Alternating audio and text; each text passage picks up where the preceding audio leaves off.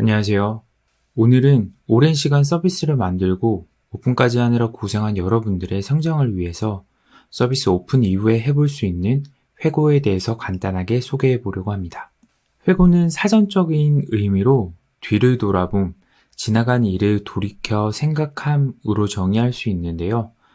서비스 기획에서 회고는 이해관계자들, 즉 개발자나 디자이너 등 제품을 함께 만드는 협업자들과 프로젝트를 수행하면서 계획한 목표를 잘 달성했는지, 어떤 문제가 있었는지, 다음에는 어떤 식으로 개선하면 좋을지 등의 이야기를 하는 시간입니다. 사실 회고는 앞으로 나가기 위해서 뒤를 돌아보고 앞으로의 어려움을 어떻게 극복할지에 대한 교훈을 찾는 과정이기도 합니다. 회고를 진행하는 이유를 크게 세 가지 가지고 왔습니다. 우리가 만든 제품이나 개인의 성장을 위해서 회고하는 경우가 일반적입니다. 뿐만 아니라 우리는 PM으로 일하고 있고 프로젝트를 진행하면서 그 나름대로의 어려움도 굉장히 많으셨을 거예요. 근데 이 어려움을 우리만 겪고 있는 게 아닙니다. 실제 디자이너들이나 개발자들도 각각의 이런 어려움을 겪게 되는데요. 함께 일하는 협업자들과 소통을 통해서 서로의 문제점들과 잘한 점들을 찾고 개선해 볼 수 있습니다. 추가적으로 저는 회고를 하면서 늘 느끼게 되는데요. 아차, 이런 것들을 내가 준비하지 못했다. 혹은 놓치거나 까먹은 업무들이 사실 생각나게 돼요. 회고가 수행하지 못한 업무에 대한 리마인드를 해주는 역할도 하게 됩니다. 회고를 하는 방법론은 여러 가지가 있는데요. 그 중에서 KPT라는 것을 가지고 왔습니다.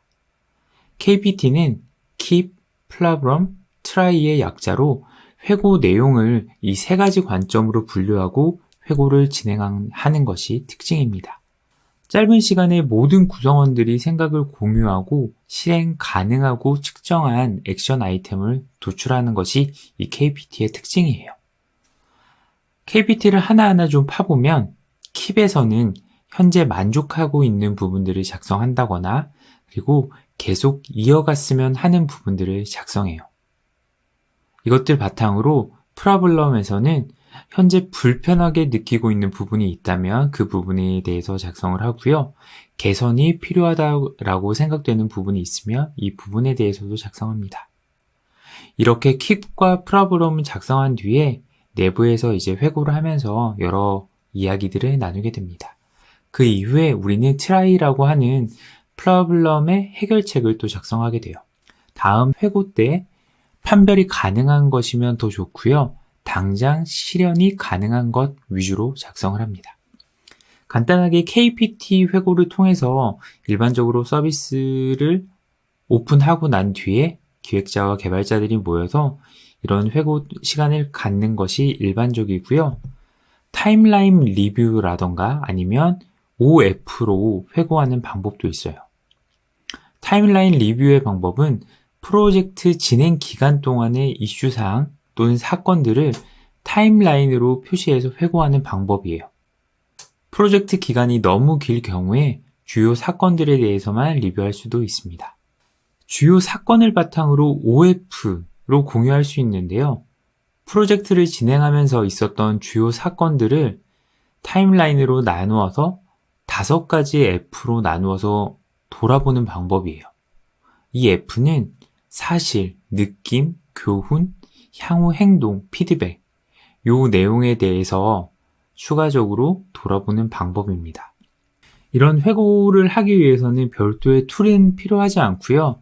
최근에는 이런 온라인 협업 툴들이 굉장히 잘 되어 있잖아요. 지금 화면에 보이는 예시는 마린바에서 KPT 회고 템플릿을 제공해 주는 건데요. 이런 식으로 함께 일하는 구성원들과 이런 회고도 온라인 협업 툴로 한번 해볼 수 있을 것 같습니다. 지금까지 회고 방법론들에 대해서 이야기를 좀 드렸는데 이 부분들을 조금 요약해 본다면 사실 저는 KPT의 회고나 타임라인 회고를 좀 섞어서 함께 진행하긴 해요. 예를 들면 프로젝트 진행 흐름에 따라서 어떤 사건들이 일어났는지 한번 살펴보고요. 살펴본 내용 중에서 좋았던 부분, 아쉬웠던 부분을 정리합니다. 이런 내용들 바탕으로 킥과 프로블럼을 정의하고 트라이도 설정하고요. 추가적으로 개인적인 바램이나 앞으로 계획을 추가할 것들을 검토하고 액션 아이템까지 도출하게 되는 거죠. 사실 회고를 진행할 때 가장 중요한 점은 회고 진행자의 역량에 따라서 회고 분위기가 굉장히 많이 달라진다는 거예요. 그래서 회고를 아주 많이 노련하게 진행해 본 진행자가 꼭 필요하겠고요. 진행자가 적절히 발언들을 제어하지 않으면 한 사람들이 굉장히 특정 주제에 대해서 길게 발언할 수 있어요. 그래서 회고할 때는 타이머를 한번 사용해 보는 것도 좋은 아이디어인 것 같습니다. 이런 상황 피하도록 회고 진행자가 꼭 유의하고 회고를 진행하면 좋겠네요. 오늘로 챕터 5 서비스 기획부터 런칭 운영 회고까지의 강의가 모두 끝이 났습니다. 긴 시간 고생하셨고요. 서비스가 어떻게 만들어지는지, 기획 산출물은 어떻게 관리되는지, 실제 서비스를 배포하여 오픈하고 운영하는 것까지 간접적으로 체험해 보실 수 있으셨을 거예요. 능숙한 서비스 기획자, PM이 되기 위해서는 여러 서비스를 살펴보고 역기획하는 것들을 재차 강조드립니다. 오늘 강의는 여기까지고요. 강의를 들으시다가 궁금증이 생기거나 서비스